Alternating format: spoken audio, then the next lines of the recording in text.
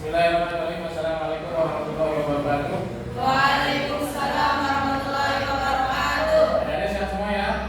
Siap. Pada pagi hari ini kita akan coba mendemonstrasikan tutorial cara memandikan jenazah. Jadi yang pertama di dalam kita memandikan jenazah kita harus menyediakan tempat dulu. Tempat mandikan, usahakan tempat yang berlubang. Dan memang harus berlubang supaya apa? Air bekas mandi jenazahnya itu tidak mengendap. Artinya keluar dengan lancar. Terus yang kedua, ini ada kain putih. Ada kain putih, kita harus sediakan 3 helai. Kemudian yang kedua ada 2 kain basahan, dua kain, satu untuk penutup mayit supaya tidak kelihatan auratnya. Yang ketiga kain keringan, yang kedua kain keringan untuk mengeringkan jenazah yang sudah kita mandikan. Yang kedua kita pakai gayung dan ember. Biasanya instannya sekarang kita pakai selang boleh, ya. Terus ada sabun mandi, ada sampo, ada cotton bud, kemudian ada daun bidara. Nanti ditambahkan dengan jeruk nipis dan kapur barus sebagai media air bersih, air pewangi di proses terakhir memandikan jenazah. Ya. Baik, kita mulai saja ya. Ini dengan kita ambil contoh siswa kita atas nama Muhammad Abdul sebagai jenazahnya. Nah, tahapan yang pertama sebelum kita masuk kepada proses memandikan, yang pertama dulu kita harus pastikan kalau bagian yang berlubang di mayat itu bagian luarnya sudah bersih dengan cara dibersihkan dengan cotton bud, mulai dari hidung, telinga, kemudian gigi, ya, dengan cara digosok. Usahakan menghormati jenazah itu dengan pelan-pelan, menggosok dengan pelan-pelan. Ya. Terus yang kedua, kalau kita sudah yakin sudah bersih di bagian itu, maka apa? Bagian yang kedua kita harus mengistinjakan jenazah dengan cara gimana? Mengangkat. Yuk. Angkat. Biar nggak capek, kita pakai spin aja ya. Nah, kemudian gimana? Setelah berdiri seperti ini, ya kira-kira 60 derajat lah, ya, 70-60 derajat. Kemudian kita tekan bagian di atas pusar atau di bawah pusar dengan cara pelan-pelan, tidak boleh tekan yang keras. Itu ya. Supaya apa? Memaksimalkan apa yang berada di bagian dubur dan kubul jenazah itu keluar sisa-sisa yang ada di sana. Oke, sudah. Nah, yang ketiga, lupa.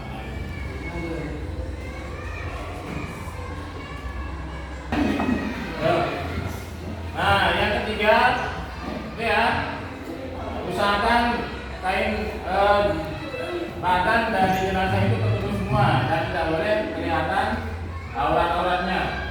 Nah, kemudian yang kedua, ini kita mulai mendeteksi, ayo, mulai mendeteksi apakah duburnya itu sudah bersih, ya. Bagian daripada mengistinjakan, memeriksa duburnya itu sudah bersih. Dengan cara gimana ini? Ini dimasukkan, kemudian dipakai jari tengah, kemudian di itu kan ya? Di apa itu? Di boleh. Nah, dimasukkan ke dalam bagian dubur si mayat dengan cara ini, ya.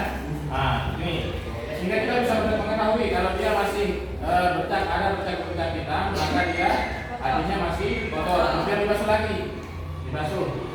Setelah ya, dibasuh ini. Nah, kemudian cek lagi. Setelah dicek bagian dalamnya, dubur. Nah, setelah itu misalnya kita anggap sudah bersih ya, sudah putih, maka itu kita anggap sudah bersih. Sisanya yang satu kalau sudah bersih diapakan? Nah, dibuang. Itu ya, tidak dipakai. Nah, andai kata yang 3 ini masih kotor, itu kan sudah 3 nilai kain masih kotor. Gimana caranya? Maka kita pakai kapas buat menutup lubang duburnya. Oke, yang selanjutnya kita masuk kalau sudah selesai di tahap mengistinjakan, maka kita mulai dengan proses memandikan. Yang pertama di Imam Syafi'i mazhab kita disunahkan membaca lafaz niat. Apa niatnya? Nawaitul husla di hadzal mayyit fatul kifayah lillahi ta'ala. Nah, ini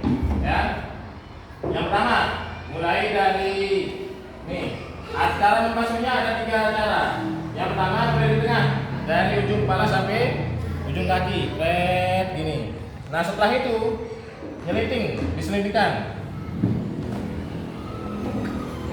Tidak ya. Awas. Nah, nih, udah ya. Setelah itu diselipkan nih, diselipkan. Nah, bagian kanan, Nah, itu ya. Nah sudah. Terus, ini ke sini. Nah, bagian kiri sini. Nah, nih, udah ya. Udah.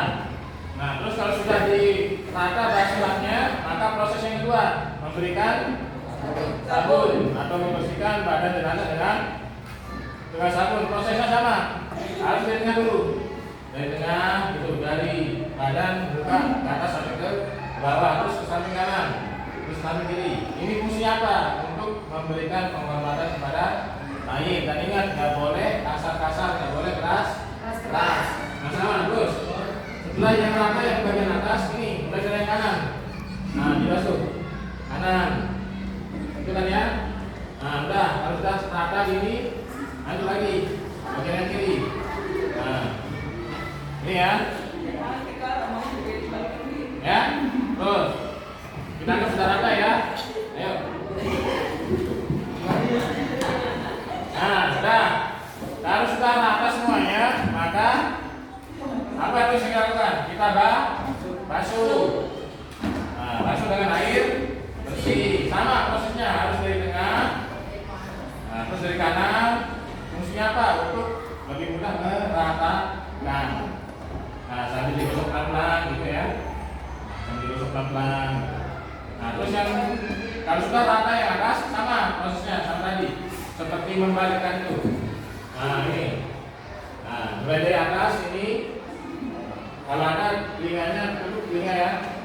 Itu, lanjut terus sini. Nah, balik. Nah, tuh, ingat-ingat ya prosesnya ya. Terus, nah, jenazah sudah rata ya, sudah bersih. Nah, setelah yang ini, jenazah sudah bersih kan ya? Sudah tidak ada sabun, sudah tidak ada bekas lain-lain, sampo dan sebagainya. Nah, setelah itu, kemudian apa yang kita lakukan? Mewudukan jenazah. Prosesnya sama seperti biasa, cuma yang kecuali yang tadi tanpa umur udah mati, gimana umur ya. Nah gimana caranya? Sama dari muka. Nah ini ya, sama prosesnya seperti kita wudu. Yang pertama nawajul wudu di hadil mayit lalu supaya bila. Nah terus ini bagian tangan balik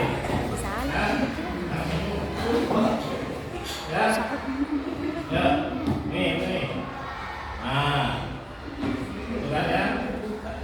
Nah, sama. Terus, nih kita tolong tadi. Nah, sama ya. Nah, itu. Terus kaki. Prosesnya sama dengan wudhu kita, ya. Nah, udah selesai. Ketika sudah selesai mewudukan jenazah, terus tahapan yang terakhir apa? Membasuh jenazah dengan air wangi. Ya, ini ada daun bidara, ada kapur barus, ada jeruk nipis. Dijadikan jadi satu, ya.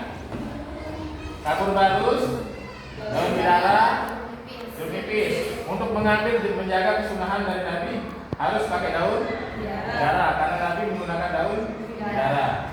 Nah, memakai apa itu? Air wangi-wangian, apa yang terakhir?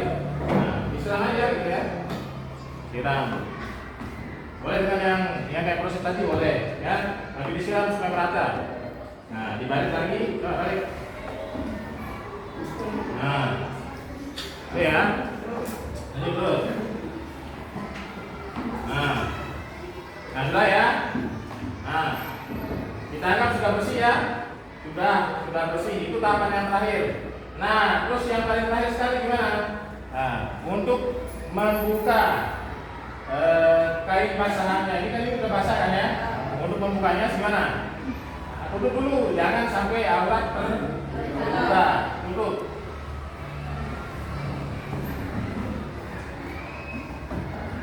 Nah, Memakai kain yang terakhir yaitu kain keringat atau kain handuk kalau bahasa kita.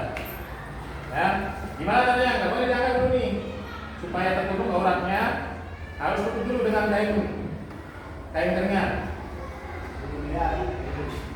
Nah, kalau sudah tertutup dengan kain keringat, maka tarik pelan-pelan. Nih, jadi tarik.